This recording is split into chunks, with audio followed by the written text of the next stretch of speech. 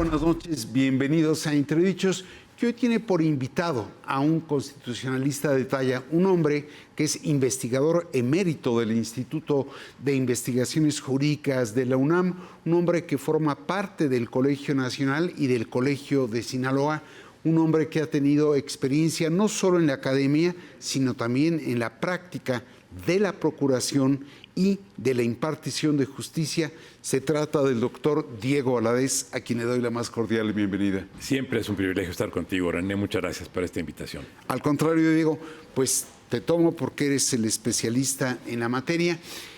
¿Qué ves venir?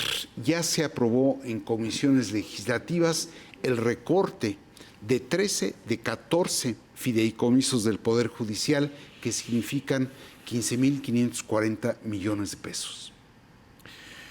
Claramente se trata de una decisión política. Bueno, casi es una obviedad decir que lo que hace el Congreso siempre son decisiones políticas.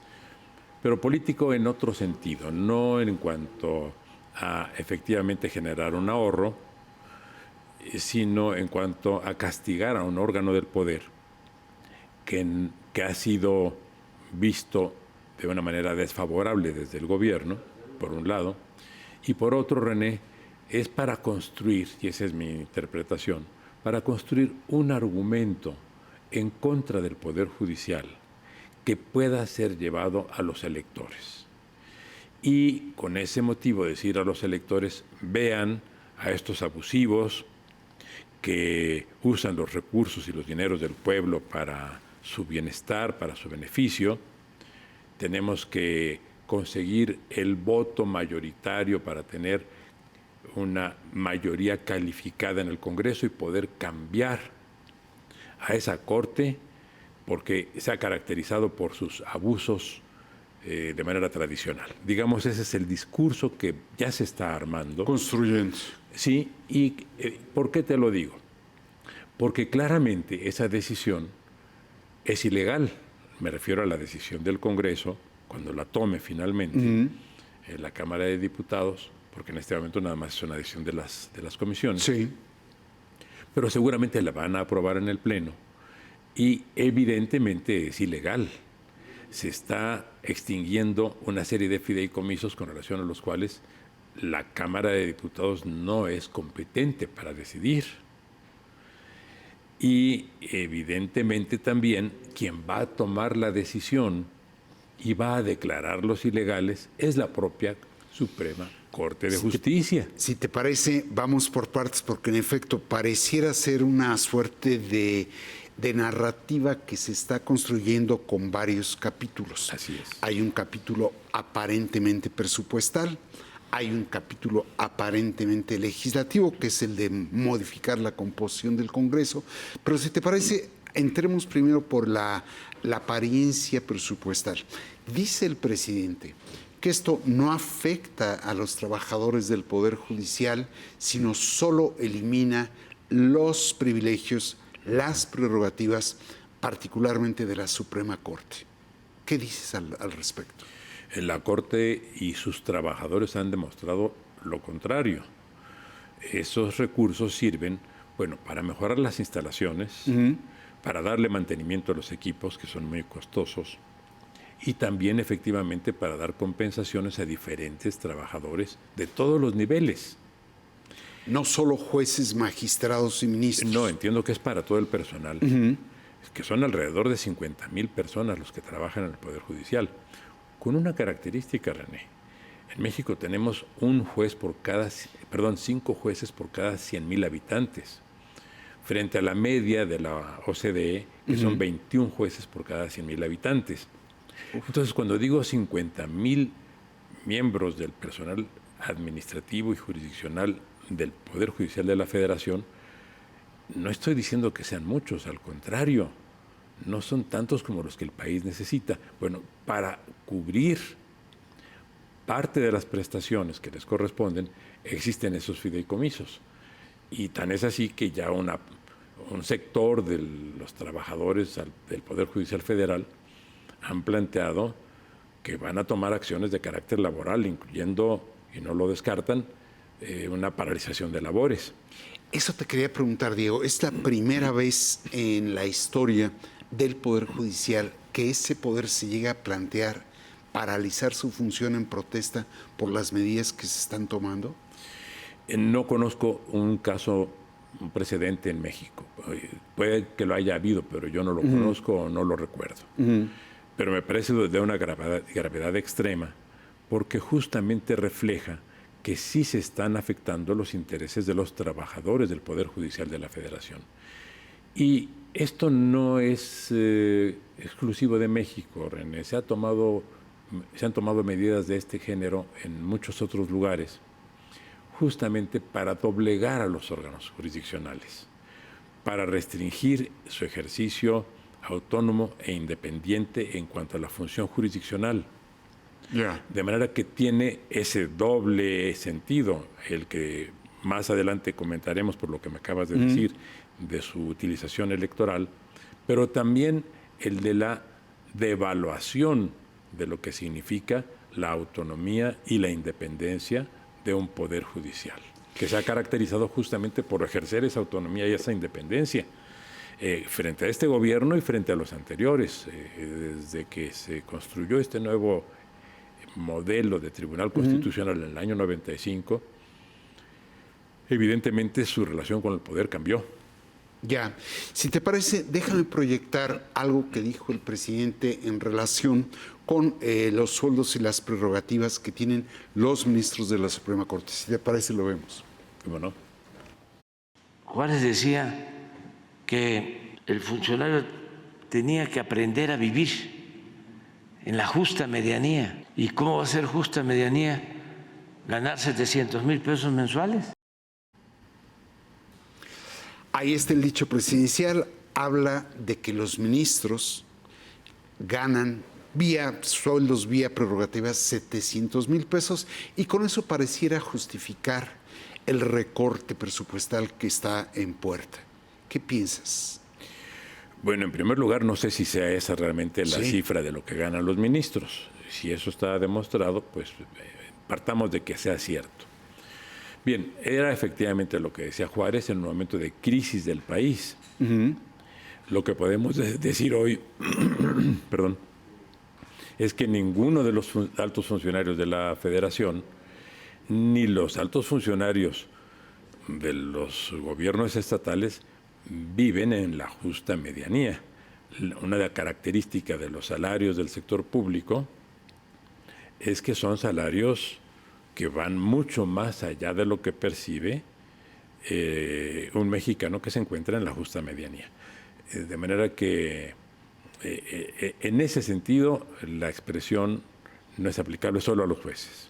En segundo lugar, el criterio que establece la Constitución, que está en la letra constitucional, es que a los jueces, ni a los ministros, ni a los magistrados, ni a los jueces de distrito, se les puede disminuir su salario, como se ha intentado al establecer la reforma también constitucional, en el sentido de que nadie puede ganar más que el presidente. Pero cuando se introdujo esa reforma, no se modificó la parte de la Constitución que establece esto que acabo de comentar en cuanto a la protección del salario y al ingreso de los juzgadores. ¿Por qué la Constitución protege el ingreso de los juzgadores? Justamente para ponerlos a resguardo de que el partido que tenga la mayoría y establezca el presupuesto no les disminuya su ingreso, incluidas sus prestaciones. El tema se ha discutido en todo el mundo. Hay lugares del mundo inclusive donde se establece que el ingreso, en las constituciones, que el ingreso de los poderes judiciales corresponderá, el presupuesto de los poderes judiciales corresponderá a un porcentaje determinado del presupuesto general. O incluso algunos sistemas establecen que corresponderá a un porcentaje del Producto Interno Bruto. De manera que se busca en todas partes proteger a los juzgadores para que no se les quiera vulnerar amenazándoles con la reducción de sus prestaciones. Repito, eso de los 700,000 pesos me parece que es algo que está por demostrar y que seguramente tendrá que precisarlo la propia Corte. No creo que sea ese el monto de sus ingresos. ¿Puedo pensar que se quiere asfixiar y someter al Poder Judicial por la vía presupuestal? Todo indica que es así, que es una forma de, hacer frente a lo que se dijo hace muy poco tiempo, con motivo de una resolución tomada a propósito de la readscripción de la Guardia Nacional de la Secretaría de Seguridad Pública a la Secretaría de la Defensa Nacional, diciendo, esta fue la argumentación que tomó el Congreso y la que tomó también el presidente, que los jueces, 11 jueces que no son elegidos, están tomando decisiones que modifican lo que decide la representación nacional, que sí está integrada por personas elegidas popularmente y por la propia Presidencia de la República, que también fue elegido popularmente, es elegido popularmente. Entonces se quiere poner a una organización que toma decisiones de defensa de la Constitución en contra de quienes son elegidos popularmente, dándose a entender así que se trata de decisiones antidemocráticas. Y como son antidemocráticas, entonces hay que reducirlos. ¿Y cómo reducirlos? Por la vía del recorte del presupuesto. Yo, legislador, o yo, ejecutivo, tengo legitimidad para tomar decisiones. Ustedes, jueces, no. Ahora, recapitulando un poco lo que has venido diciendo, ¿tú ves una suerte de castigo al Poder Judicial por tomar medidas contrarias o adversas al interés del Ejecutivo? 2, que no solo se requiere reducir, sino aumentar el presupuesto del Poder Judicial. A tu parecer, ¿el presupuesto del Poder Judicial es exagerado y mal canalizado o insuficiente y bien distribuido? Lo que es insuficiente es el número de juzgadores que tenemos en el país, en el ámbito local y en el ámbito federal. Y esto se traduce en algo que todos los mexicanos padecemos. La justicia en México es lenta. En otras palabras, sí hay problemas de fondo que hay que resolver, pero el problema de fondo no es el monto de los ingresos de los juzgadores. El problema de fondo es que no tenemos el número suficiente de jueces. No digo que los jueces que hayan no ganen lo suficiente, son cosas distintas. No hay el número suficiente de jueces. Y lo que se está planteando, más que una acción restrictiva de lo que representa el Poder Judicial, es una amenaza, porque finalmente no van a poder disminuirle los ingresos a ningún juzgador, porque sería contra la Constitución. Claro. Y luego lo resolverían eso los propios juzgadores. Lo que se quiere es simplemente poner a los juzgadores frente a la opinión pública en términos muy demagógicos y con el gran riesgo de que la opinión pública acabe comprando ese argumento. Hay que tener en cuenta una cosa, René, y tú lo sabes muy bien. Uno de los órganos mejor valorados por los análisis demoscópicos en el país es el Poder Judicial Federal. Y es probable que después de esta andanada de ataques sucesivos, reiterados y desde diferentes frentes, se consiga mermar esa imagen que la sociedad mexicana tiene del Poder Judicial de la Federación. ¿Tú dirías, Diego, que el Poder Judicial requiere de una reforma, pero no del modo en que se pretende? Sí, estoy convencido de que, como cualquier órgano del poder, como la requiere el Poder Judicial, el Poder Ejecutivo, como la requiere el Poder Legislativo, la requiere el Poder Judicial, se requieren muchas reformas en los tres poderes. No quiere decir que las que se hicieron estuvieran mal, sino que a partir de cada vez, de cada reforma que hemos tenido, se resuelven unos problemas, pero se presentan otros. Las reformas tienen que ser incrementales. La reforma del 95 fue importante, pero, por decirte algo, la forma de designación de los ministros es, desde mi punto de vista, defectuosa. Y la forma como los ministros eligen al presidente de la Corte ha demostrado también que da lugar a enfrentamientos y a alineaciones personales dentro de la Corte que no benefician la impartición de justicia. ¿Cómo se deberían de designar a los ministros? Desde mi punto de vista, está bien que sea una propuesta presidencial y que sea una aprobación calificada del Senado, pero debería haber intervención, por lo menos consulta, alguna forma de participación del foro, de la propia judicatura, de la academia y eventualmente también de la ciudadanía. O sea, las organizaciones civiles deberían poder proponer personalidades para ocupar cargos en la Corte, como las universidades, como las barras de abogados, como los propios juzgadores, y que de esas propuestas surgieran los nombres que los presidentes tomaran y enviaran al Senado. En este momento la discrecionalidad del presidente para determinar a quienes propone es absoluta. Y la forma como se resuelve en el Senado, pues deja mucho que desear. A mí me tocó ver una ocasión en la que estaban compareciendo 3 personas ante el Pleno del Senado y después de la última de las participaciones transcurrieron algo así como 40 o 50 minutos y se presentó un dictamen de 50 hojas justificando por qué se le daba a uno de los 3 esa designación. O sea, esa decisión estaba tomada previamente. Claro. Qué horror, qué horror. Ahora, decías tú algo que va a ser paradójico. Sin duda que el recorte presupuestal que se está aplicando va a ser impugnado.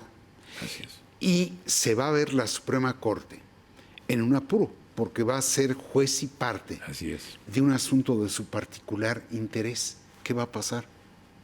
Que evidentemente va a triunfar el criterio jurídico de la Corte porque se sabe que lo que se está haciendo en la Cámara de Diputados es inconstitucional, pero lo que importa es exhibir a la Corte y entonces con eso abundar en el argumento de lo que acabamos de oír, que están defendiendo prerrogativas que exceden con mucho. Privilegios. Claro, privilegios. ¿Tú lo ves como un capítulo más de una narrativa para someter al Poder Judicial? Para someter al Poder Judicial y para influir en la opinión pública con vistas a la elección de junio de 2024, particularmente para la integración de la Cámara de Diputados y de la Cámara de Senadores. Ahora, hay quienes ven en esto, tú me hablabas de un castigo, hay quienes ven en la propuesta de reducir el presupuesto y más tarde de elegir por voto directo y popular a los ministros, magistrados, jueces, ven una revancha, una venganza por las decisiones que el Poder Judicial ha tomado en contra de decisiones del Poder Ejecutivo. ¿Compartes esa visión? Totalmente. Y, digamos, puedo dar un ejemplo. Hace poco la Corte se pronunció acerca de la inconstitucionalidad de la adscripción de la Guardia Nacional a la Secretaría de la Defensa. Sí. En una declaración muy estridente, el presidente de la República calificó a los ministros de corruptos y de no resolver conforme a los intereses del pueblo, sino de manera arbitraria. Bueno, resulta que el presidente de la República envió una iniciativa en no recuerdo si fue en diciembre de 2018 o a principios de 2019, de reforma de la Constitución. Y se introdujo en la Constitución todo lo que él quería sobre la Guardia Nacional y en su propia iniciativa, y quedó tal cual, se decía, y así quedó en la cuestión, que la Guardia Nacional quedaría adscrita a la Secretaría de Seguridad Pública. Sí. Bueno, ¿qué puede hacer la Corte cuando se cambia la adscripción a la Secretaría de la Defensa? Pues solamente puede decir, la Constitución dice que no puede estar adscrita a la Secretaría de la Defensa, sino que tiene que estar adscrita a la Secretaría de Seguridad Pública. Y así lo propusiste tú, señor presidente de la República. ¿Por qué ahora dices que yo debo resolver en contra de lo que tú mismo propusiste y de lo que está en la Constitución aprobado por el Congreso y por las legislaturas de los estados? La Corte no puede hacer otra cosa que aplicar la Constitución. Pero eso dio lugar a que se soltara una andanada de calificativos muy severos por parte del propio presidente de la República. Ya. Déjame ir a un corte y seguimos platicando.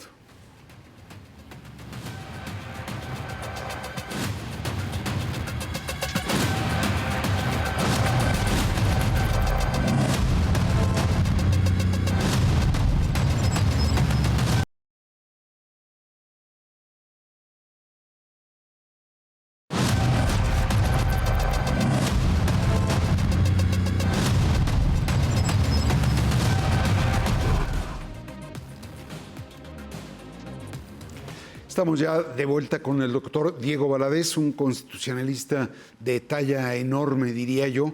Diego, quisiera regresar a un capítulo que tú ya mencionabas. Tú señalabas que sí, habría que perfeccionar, mejorar los términos de nominación de los ministros, y que la propia composición de este órgano, pero hubo ya una reforma. Supuestamente la anterior presidente de la Suprema Corte de Justicia, Arturo Saldívar, llevó a cabo una reforma que supuestamente atacaba los grandes males. Pero vamos ahora por otra más radical. ¿Fue una broma la primera? No, es una reforma, desde mi punto de vista, muy positiva. Lo que yo creo es que hay que ver otros aspectos de la Corte. Una de las características de la Corte es la gran concentración de facultades, y en eso estoy de acuerdo, que se da en la presidencia de la propia Corte. Quien ejerce la presidencia de la Corte preside un tribunal constitucional, preside un tribunal que también tiene competencia en materia de cuestiones de legalidad, no solo de constitucionalidad, y preside el Consejo de la Judicatura. Esta fusión de estas tres presidencias en una sola persona es una extravagancia mexicana. No es común que se dé este fenómeno en otras partes. Otra, digamos, figura que también se aleja de lo que ocurre en el resto de los sistemas avanzados es que en la mayor parte de los países el Tribunal Constitucional no forma parte del Poder Judicial. El Tribunal Constitucional está aparte del Poder Judicial, del Poder Legislativo y del Poder Ejecutivo, porque justamente controla que los tres poderes actúen conforme a la Constitución. Entonces sí tenemos que avanzar en eso. Tenemos que revisar también la amplitud de las facultades que tienen los jueces. También entiendo que ahí haya fricciones. Este no es un caso único en México, René, se da en muchos sistemas. Se habla de las decisiones, de los dilemas y de las paradojas de lo que se llama decisión contramayoritaria de los juzgadores constitucionales, porque efectivamente 9 personas, 11 personas, 15 personas, de acuerdo con el número que en cada caso exista de jueces constitucionales, pueden declarar la inconstitucionalidad de una ley aprobada por el Congreso. Y esa decisión es absoluta, no tiene ninguna otra posibilidad de impugnación. Esto está generando ruido en todos los sistemas y no se han encontrado soluciones todavía. Pero otro fenómeno que tenemos en México es que aquí la decisión de que una norma sea constitucional la toma la minoría. Esto es, si una norma es impugnada por su inconstitucionalidad, son 11 ministros. Si 4 de 11 dicen que es constitucional, la norma es constitucional. Claro. Se vota. Esto es absurdo. O sea, que la minoría determine la constitucionalidad de una norma es una irregularidad. ¿Por qué? Porque exigimos una mayoría calificada de 8 ministros cuando debía ser la mayoría simple. Sí. Bueno, la mayoría absoluta, no la mayoría simple de los que serían los que están, sino la mayoría absoluta de sus integrantes. Si son 11 ministros, 6 deciden que es inconstitucional, pues la norma es inconstitucional y ya no se aplica. Ahora, la nueva presidente de la Suprema Corte, Norma Piña, había generado cierto reconocimiento en la defensa de la autonomía y la independencia de ese poder, pero no veo de parte de ella un esfuerzo por mejorar el funcionamiento del Poder Judicial, transparentar el funcionamiento del Poder Judicial. ¿Tienes esa impresión o es una visión personal mía? Yo tengo la impresión de que lo que ha procurado es evitar un enfrentamiento frontal con el gobierno y con el Congreso, que han sido muy críticos y utilizando términos que resultan muy ofensivos cuando se dice que son corruptos, por ejemplo, o que son incompetentes.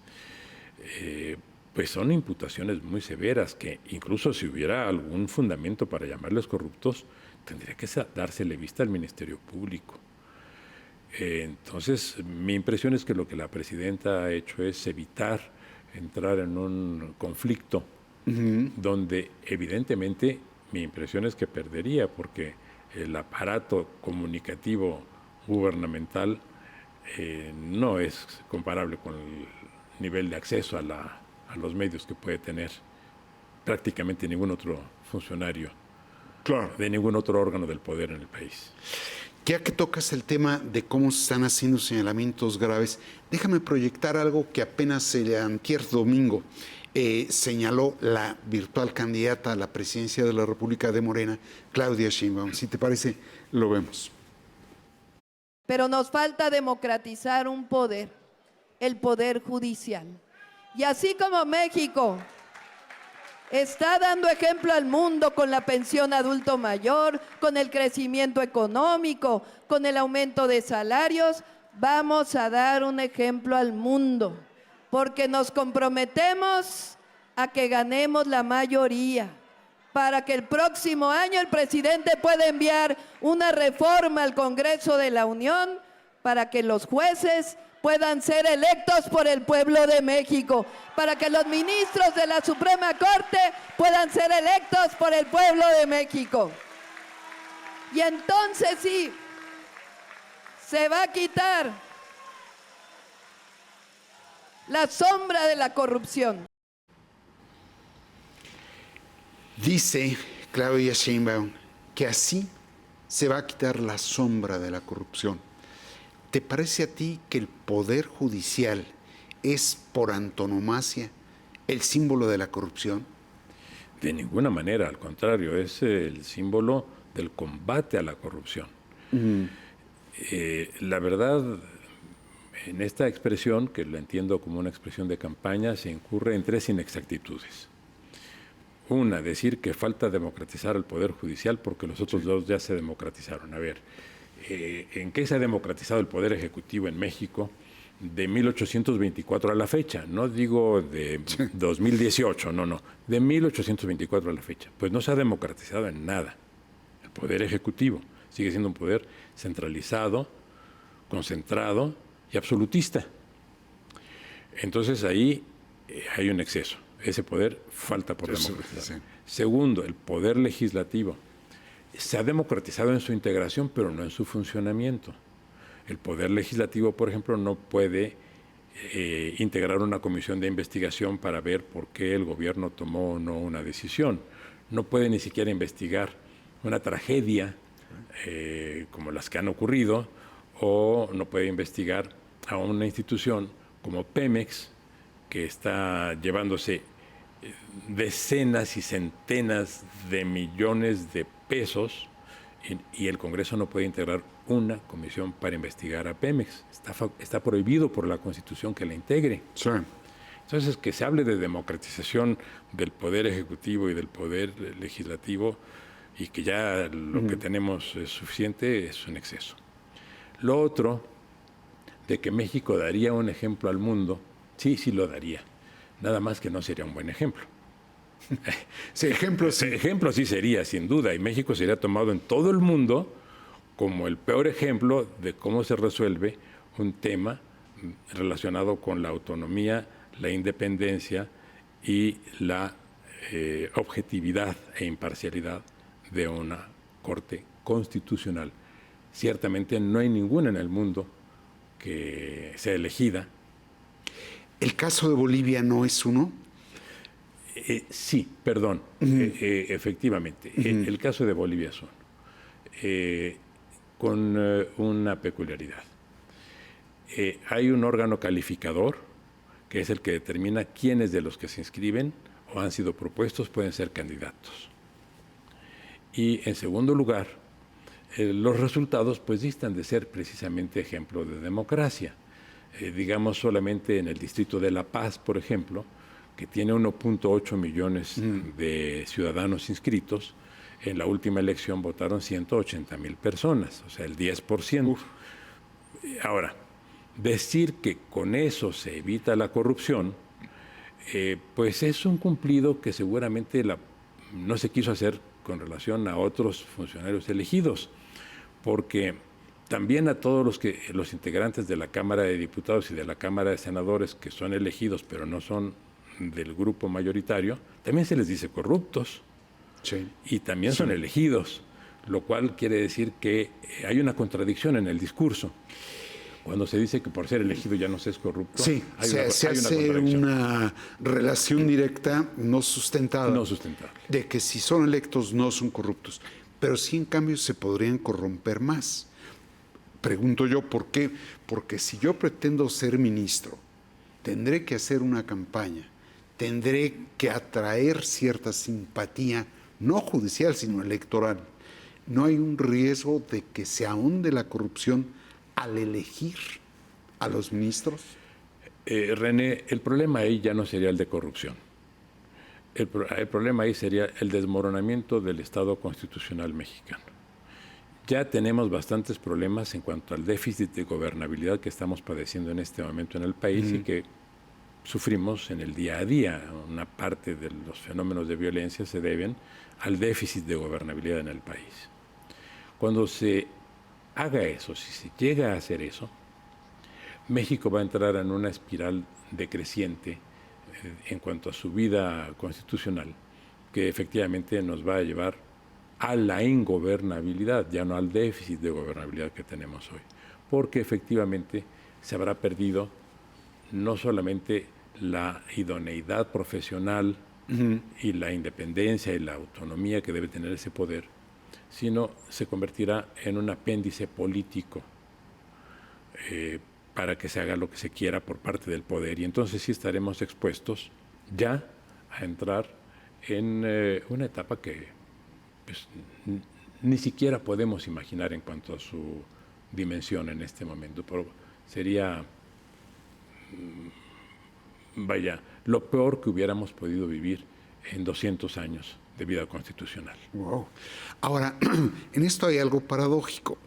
Lo que Claudia está diciendo es que hay que votar por ella y a integrar la mayoría calificada para llevar a cabo esta reforma judicial antes de que el propio presidente en funciones, López Obrador, salga. Pero según yo, sobre la base de los números y la base de la ley, las leyes electorales, Morena y sus aliados no pueden alcanzar esa mayoría calificada. Bueno, teóricamente sí. O sea, si hay una votación abrumadora en el próximo periodo, en la próxima elección en junio, sí podrían tener los 2/3 en las dos cámaras. Y, digamos, ¿qué pasaría? Sería una forma, supongamos que se llevara a cabo, supongamos que hicieran la reforma y supongamos que eligieran a los ministros que políticamente les convengan. A partir de ese momento, cualquier ley, así dijera lo que dijera en contra de la Constitución, podría ser declarada constitucional por esa Corte. En ese momento, México deja de ser un Estado constitucional. ¿Qué quiere decir ser Estado constitucional? Que tengamos una norma que está vigente, que es aplicada y que todos los mexicanos conocemos, a la cual nos podemos referir y con la cual podemos ajustar nuestros actos. Sí. Cuando ya las decisiones las tome la Cámara de Diputados y la Cámara de Senadores en el nivel de leyes, decidan lo que decidan, va a ser declarado constitucional por esa Corte que les es afín, ya nadie tendrá un referente en el cual confiar. De manera que México en ese momento dejará de ser técnicamente, no teóricamente, sino prácticamente, dejará de ser un Estado constitucional, se convertirá en un Estado absolutamente aleatorio, sujeto a la voluntad que tome una mayoría en la presidencia y en el Congreso, en el sentido que quieran. Tú ves, por consecuencia, y un poco para perfilarnos hacia el final del programa, que hay una narrativa construida, empiezo por someter al Poder Judicial sobre la vía presupuestal. Voy a entrar, ese poder se va a ver en una contradicción cuando se recurra a él para ver si es legal la reducción de su presupuesto. Y luego, sobre la base electoral, resuelvo recomponer su integración. ¿Ves como capítulos de una misma historia esos tres? Sin duda, sin duda. Y mi impresión es que la Corte es solamente un pretexto. La verdad es que si para tomar el control de la Corte tampoco se necesita hacer una reforma como esa. Pero sí se necesita tener una mayoría calificada, particularmente en el Senado. Con ese sería suficiente para la recomposición de la integración de la Corte. Y estos son problemas que se dan en todas partes, René. No hay instituciones jurídicas perfectas. Sí. ¿Qué ha pasado en Estados Unidos con los presidentes conservadores que han llenado a la Corte, si les es posible, con jueces conservadores, o si son liberales, pues con jueces liberales? Y va cambiando el rango de decisiones de la Corte. Lo acabamos de ver en un caso muy sonado, con gran repercusión internacional, con relación al aborto, que finalmente la Corte estadounidense revocó una resolución que había generado un espacio de protección para los derechos de la mujer. Fue una regresión enorme. ¿Por qué? Porque Trump consiguió incorporar 3 jueces conservadores, más los que ya había en este momento son mayoría. Bueno, esto infortunadamente se da y es una posibilidad que existe en todos los sistemas. Con tener mayoría, no en la Cámara de Diputados y en la Cámara de Senadores, sino mayoría calificada en la Cámara de Senadores, es suficiente para modificar la integración de la Corte. Más aún, de acuerdo con el mecanismo que actualmente existe, si la Cámara de Senadores recibiera una terna y no la procesara en 30 días, la presidenta o el presidente puede hacer una designación de alguien de esa terna, ya con libertad. Sí, claro. De manera que lo que se quiere es tener el control por lo menos de una Cámara, y la que resulta clave para los efectos de la neutralización de la justicia que puede resultar incómoda es el Senado de la República. Termino la entrevista como la empecé, Diego. ¿Qué ves venir? Veo venir una muy acentuada tendencia al enfrentamiento, un gran uso de la manipulación popular a partir de criterios de democratización que son superficiales. Lo que debe democratizarse es lo que no se democratiza, y lo que quieren democratizar es lo que debe mantenerse como una institución de alto rango en cuanto a su calidad ética y profesional. Llenarla de adictos o simpatizantes de un órgano del poder o de un partido político es lo peor que le puede pasar a cualquier sistema. Lo que veo venir es una gran polémica nacional y veo venir muchos riesgos para la vida constitucional del país. Diego, te agradezco muchísimo la disposición. Gracias por la invitación una vez más, René. Es un privilegio platicar contigo y con tu público. Por el contrario. Y desde luego le agradezco a usted el hecho de acompañarnos aquí en Entredichos. Muchas gracias.